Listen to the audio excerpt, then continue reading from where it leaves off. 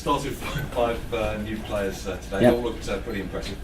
Yeah, I think again, as a manager, what you try to do is you try to judge the game on the fact that it's a pre-season game. You try to judge it that when you make changes, sometimes you lose a little bit of that intensity about the game and cohesion.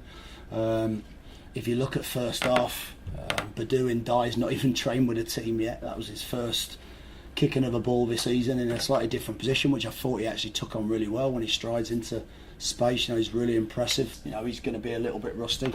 Tom Ince is not trained with a team. James McLean's trained for 1 day in about 7 weeks.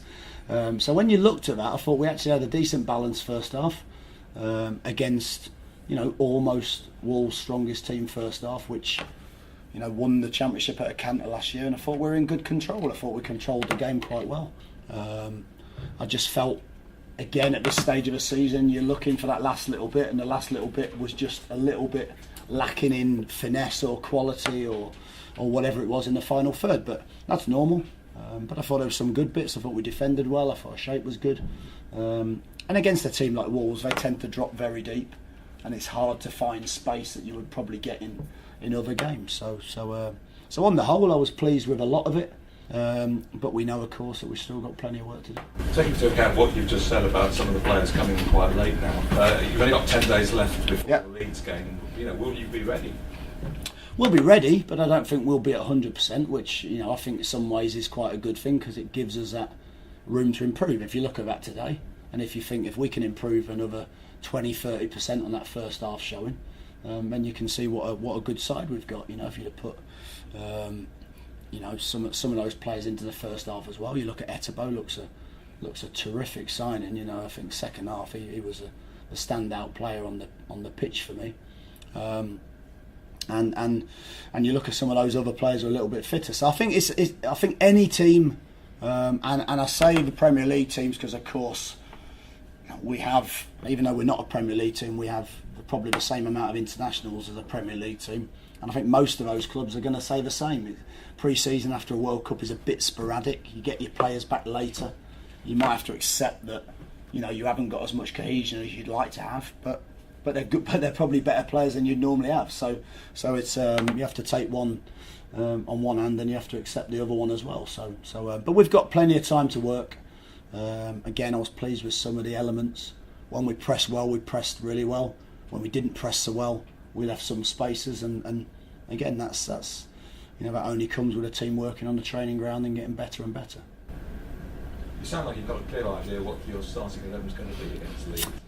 I think we've got I think we've probably got a standout 13 or 14, and I think it's then just selecting 11 from that, and that's quite a nice thing so far. I think it would be slightly concerning if at this point, I didn't have any idea of my best 11.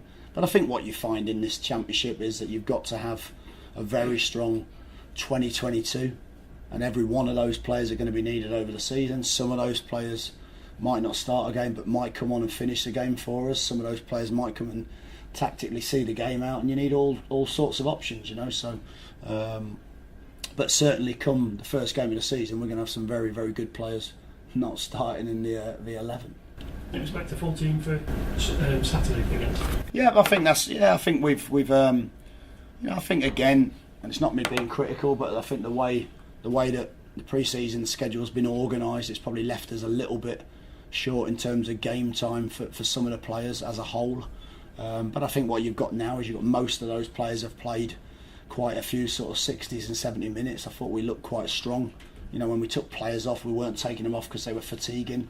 We were just taking them off to give some of the players chance to be ready for the start of the season. So what I would say is Saturday I would expect that team to look a little bit more like the team that's going to start again, but still there'll be one or two in there that won't be decided on until that first game of the season. There's a lot of things can happen in 10-11 days, but certainly we've got a good chance to get a lot of work done, particularly with the game being a Sunday. Last season at Derby we started on a Friday night, and that just extra 2 days will actually give us a few more days on the training pitch, where, as you can see, with some of the players that they probably need there.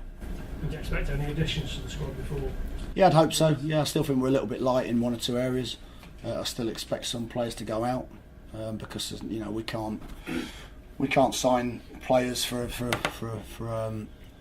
quite strong financial deals and then expect to just keep everybody. I'm not stupid. I've been around the game for long enough now that we know that some players are going to leave the building because they might not get as much opportunity to play. That's natural and normal. And I think a couple of areas where I think we just lack a little bit of depth. You look at centre back. We've only got 2 first team centre backs at the moment. I think young Harry Souttar's done really well pre-season, but to try and gain promotion and expect him to be the third choice at the minute is probably a little bit too much for him at his age. So we certainly want to bring one in that area, and maybe just 1 or 2 other areas we think we can just pad out a little bit in terms of the squad. Charlie Adam not included in the squad at all today? No, he's injured. Charlie got injured against Bochum out in Germany, came off after a couple of minutes, and is due to train tomorrow. So yeah, that was a reason why he wasn't out there. All right, Great, thanks. Cool, thank you.